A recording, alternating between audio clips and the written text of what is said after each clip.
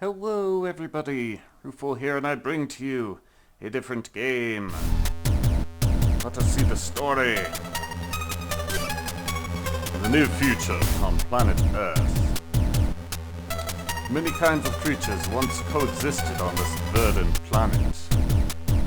But after countless wars and untold environmental destruction, the planet plunged into an ice age. Humanity was left with no choice but to migrate en masse underground. When the Ice Age finally came to an end, humans began developing methods while they were living underground to one day restore their planet to the lush green landscape it once was. During this time, a large, mysterious comet fell to the Earth.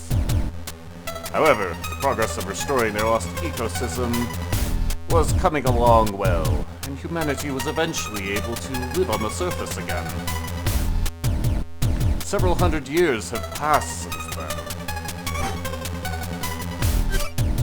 Enter a young man named Jason Frugnick, known for being a genius in the field of robotic engineering. One day, he came upon a creature he had never seen before. No records of this creature existed. With his interest in the mysterious creature piqued, Jason named it Fred and began to observe it closely. But after some time had passed, Fred escaped. Jason gave chase. He observed Fred jumped into a mysterious hole that appeared seemingly out of nowhere. He was rather astonished by the phenomenon he witnessed. But Jason followed Fred down the same hole. He eventually found himself in a cave deep underground. That's where he discovered a large vehicle.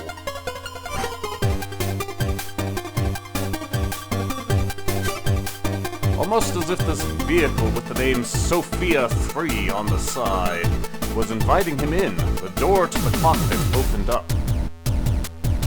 In order to bring Fred back, Jason hopped into Sophia III and set out on his adventure.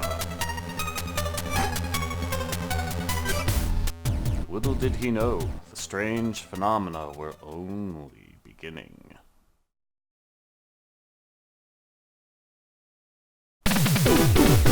Folks, let's play Blaster Master Zero. This is a reimagining of Blaster Master from the NES. What do I mean by reimagining? Well, basically they took the original Sunsoft game on the NES, used that as a basis, and built their game up from there. Uses the same characters, some of the same environments, a lot of the same enemies, but the nostalgia ends with the first level, really. And, well, with the exception of death being way more forgiving in this game, it's actually a more difficult game when I think about it. However, if you're capable at the first game, at the NES game, then this adventure makes for being too easy. So, after much consideration, I decided I'm going to do this playthrough on Destroyer mode. This is the additional higher difficulty that is unlocked from finishing the game. What exactly is different? Well, a lot, actually. We'll point them out as they show up. Powered up mutants take on Jason and Sophia. Top-down view maps, enemies can only be damaged using certain guns. On side view maps, defeating enemies creates extra danger, better known as revenge bullets.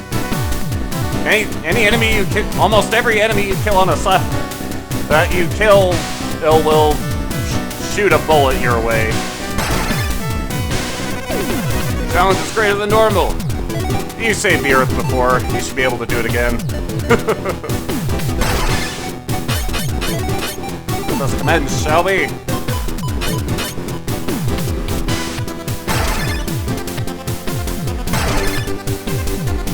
Well, there is a single player. The secondary player actually just kind of controls an off-screen turret and can shoot at enemies, and also spawn power-ups for player 1. It's kind of like unplugging a controller to let your little brother play, to let your younger sibling play with you, except actually useful. You know. Let's go.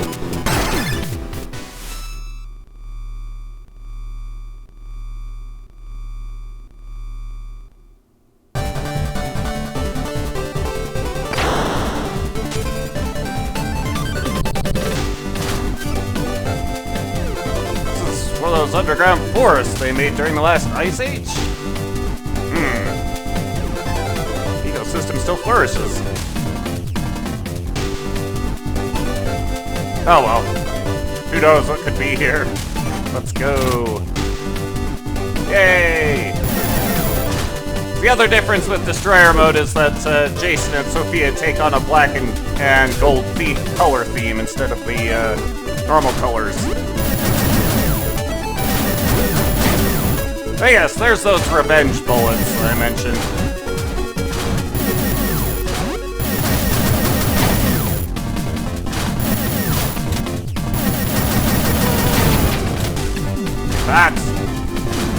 That's the other thing, is that we can actually aim on the diagonal.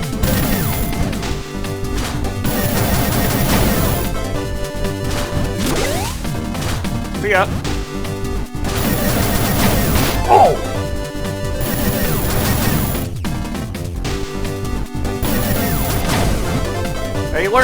You learn quickly to count how many shots it takes to kill things.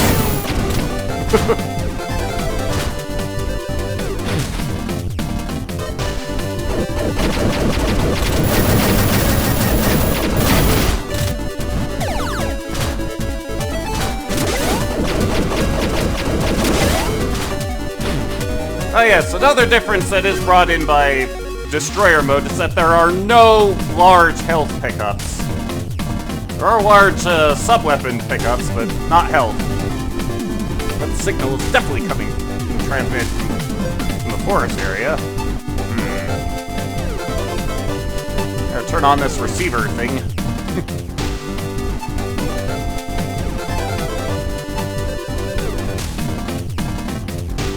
That's a good question.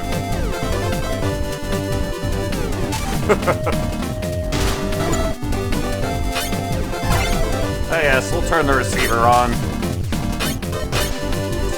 As far as Sophia's weaponry goes, the only sub-weapon we have are the warhead missiles. We do not have the Thunderbreaker or the homing missiles. Those, we're gonna have to find those on our own. As for Jason, well, he's got his blaster and his grenade bombs. Limited quantities, you might notice. Oh well. Fortunately, there are checkpoints, which is how this game is far more forgiving with regard to death.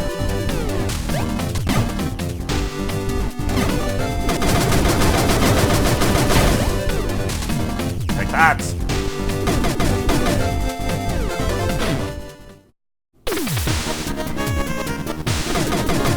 Another thing we can do is strafe.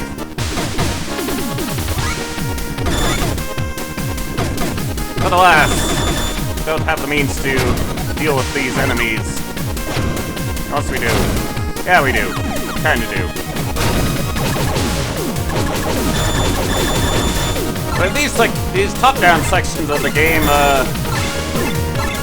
all of the enemies have a specific weakness as far as Jason's guns go.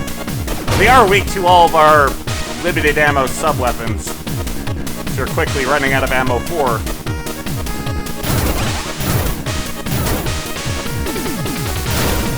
Like that.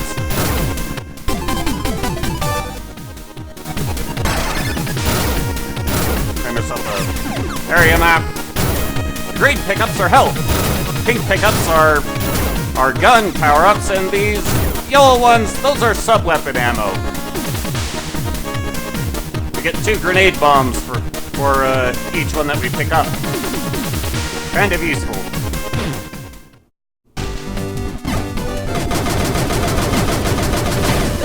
Oh! Which also might be kind of useful would be for me to go back in there and actually farm guns, but that would be boring. Oh yes, important thing to remember about Jason. Just like the original NES game, he takes fall damage. If he falls just further than he can jump, then he will take damage. If he falls twice his jump height, then he dies immediately.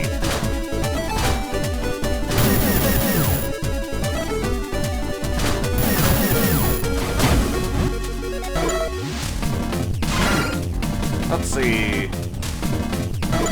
This particular spot will just have weaponry pickups, since I could certainly use them.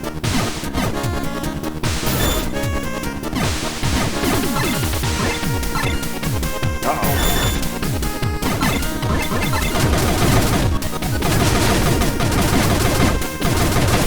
Back off, punks!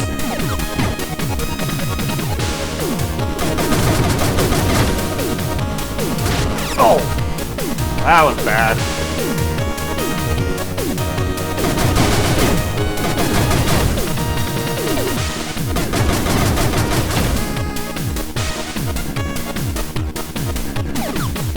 Generally speaking, all of the enemies in these top-down sections, they are vulnerable to only 2 forms of your gun. And one of them is always the short-range pop gun. If they're immune to the pop gun, then it's fairly safe to suggest that none of your guns are going to hurt them.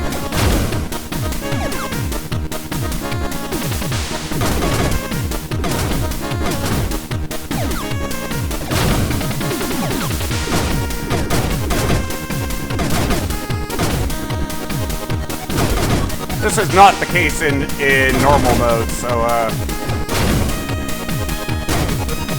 that is a solace that you can take. If you're interested in this game, your initial experience will be far easier than what I'm having to go through.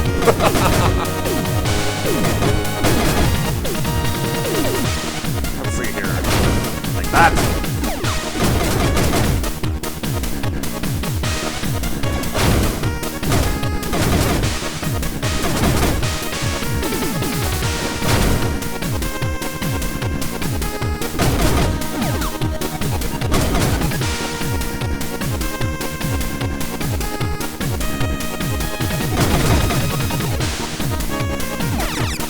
Yay! Alright, what new weapons have we got? Have long range. The penetrator. Wave blaster. No, this isn't the wave blaster. The short range thing. This one's the auto fire. You have the deflector shield, which will reflect enemy projectiles. Fairly useful. And this lightning shot. Forget what it's called. Because, you know, you can actually come over here and see their names. Diffusion. Alright then. Striker shot. Okay. Basically, if that shot connects, then all enemies on screen will be hit by it. Of course, it's a slow-moving projectile; it's hard to connect with. You know, this is a large energy pickup. Normally, there would be health pickups similar to it, but yeah.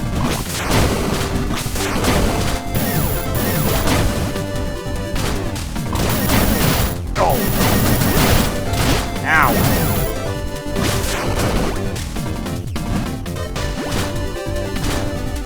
Probably be a little bit more careful, because restoring health on Jason is pretty easy. All you have to do is just get back into Sophia.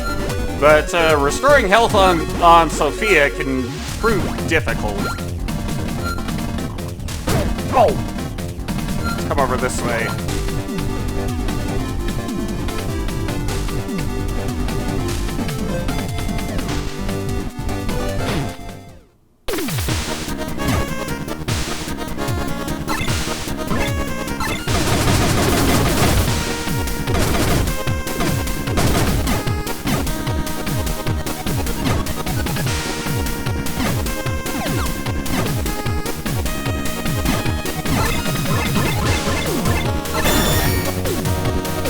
That punks. I haven't actually powered up to the weapon that'll affect those guys.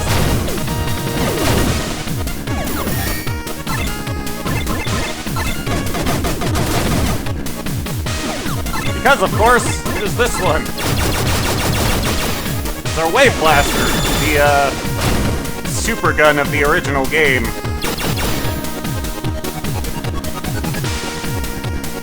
Lag ray.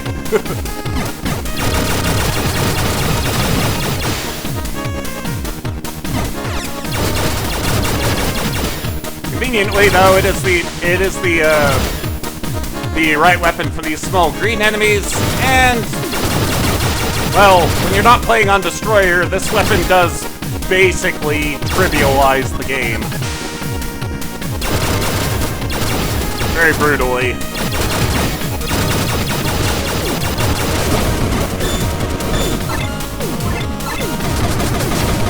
Taking a hit, however, does make things less trivial.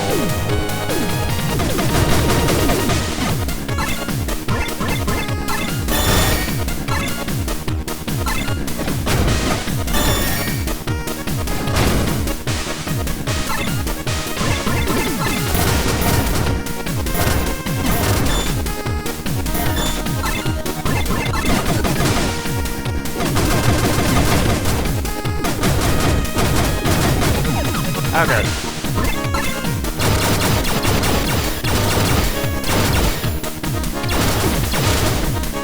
Because as you may have noticed, just like the original, if you take a hit, then you do drop one of your gun power-ups. Aha! That's what I'm looking for. Ammo! Checkpoints!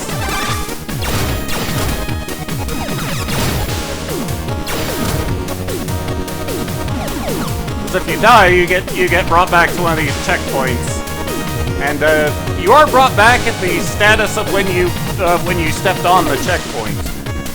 This is how death is more forgiving. Let's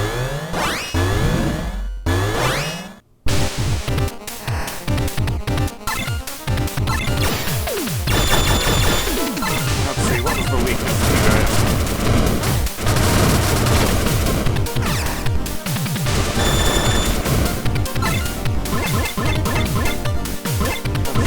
You.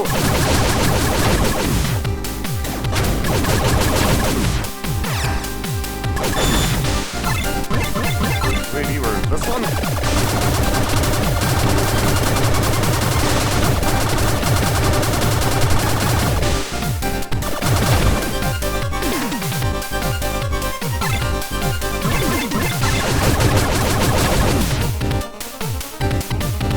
Anyone else?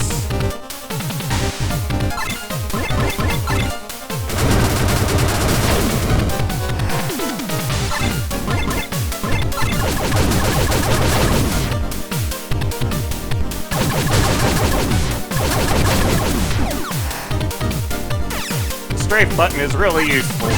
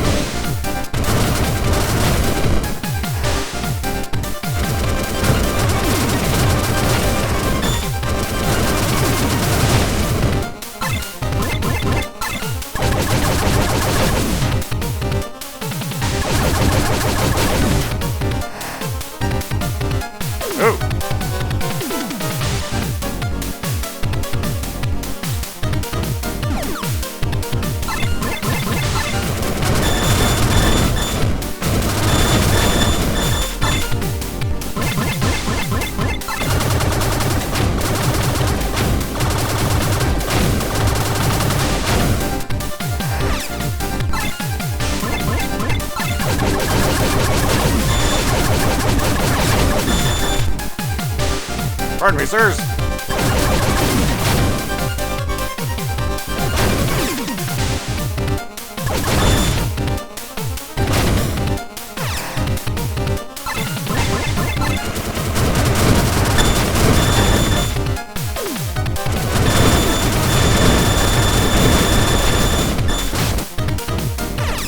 Could have been worse.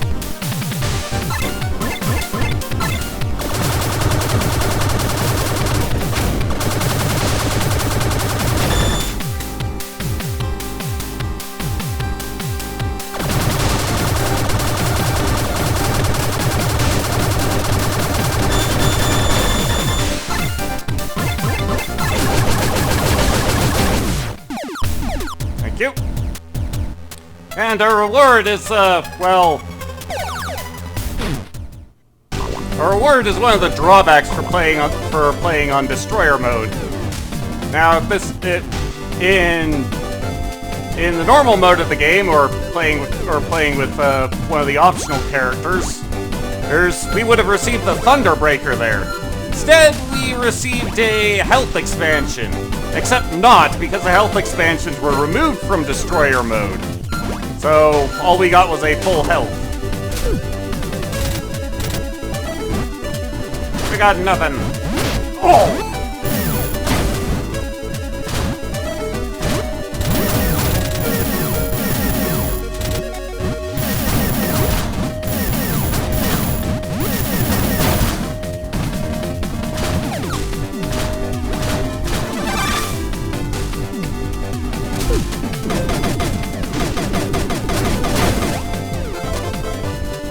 Need to do something for Sophia's well-being, but that's not happening at the moment. Oh well. Let's head this way.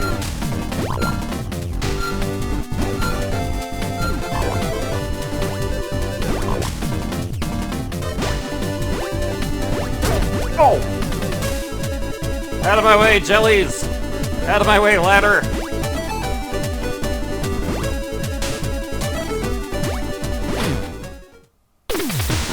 Woo! Oh!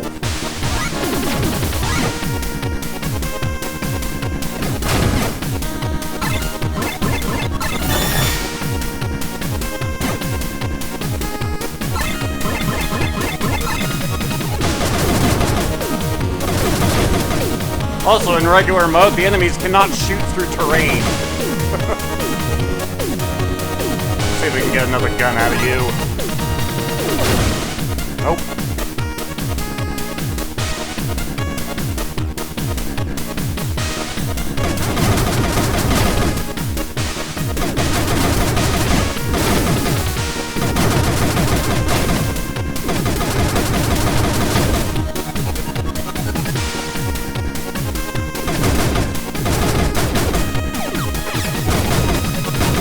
Guns! I want the appropriate weapon for killing my enemies. This pop gun is terrible.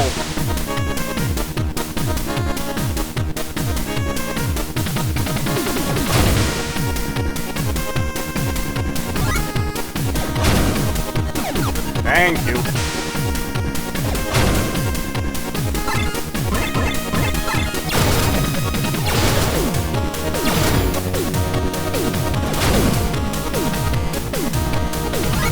Oh.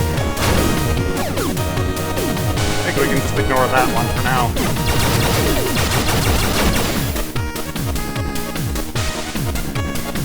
I also destroyed this spot in order to get at that gun, but at the moment I do not need that gun. Hopefully it will stay. Hopefully that situation will remain.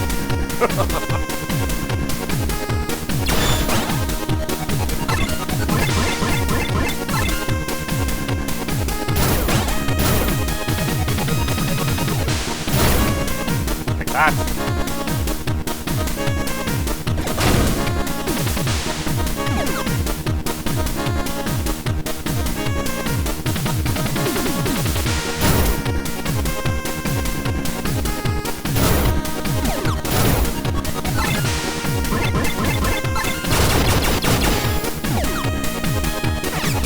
Stop.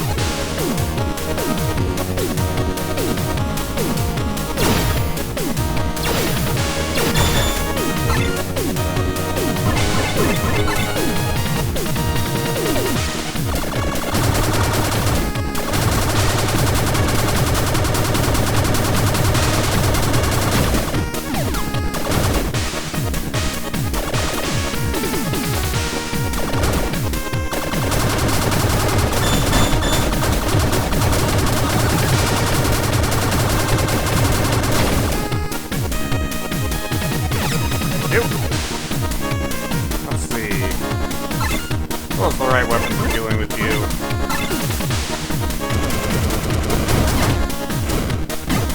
Kill it with fire. Got it.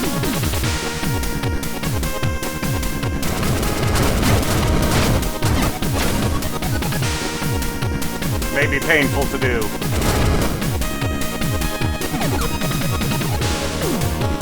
Hello.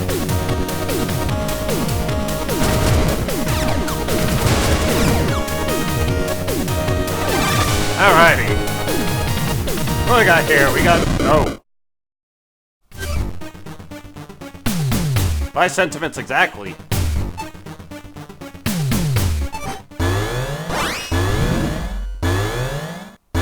The mother brain!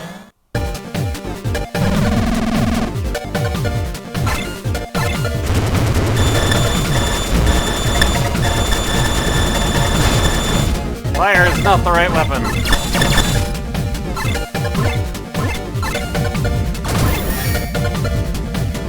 Oh, great.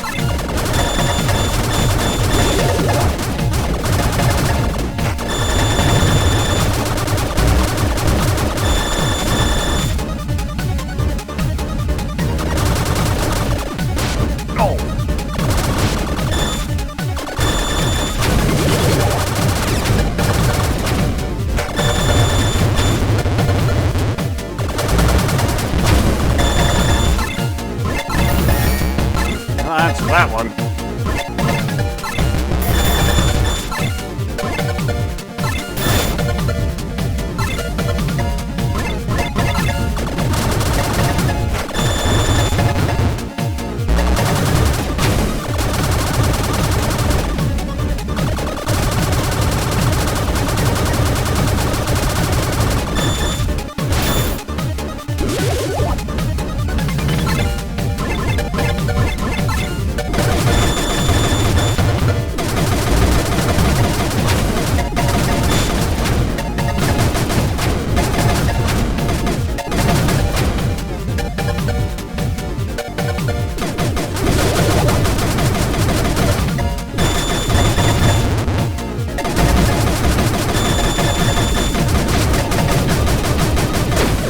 That punk!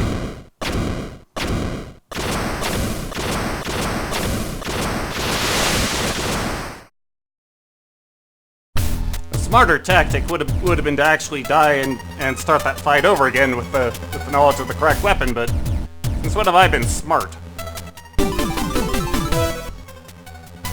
Let's instead take the hyper shots.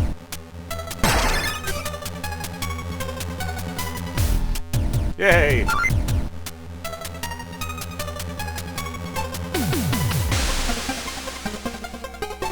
Well, that would be useful.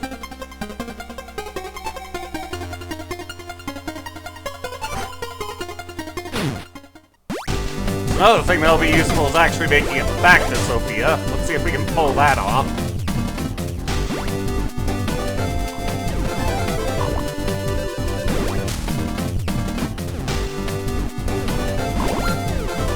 Run! Uh-oh. Come my way, you! Yay! Oh.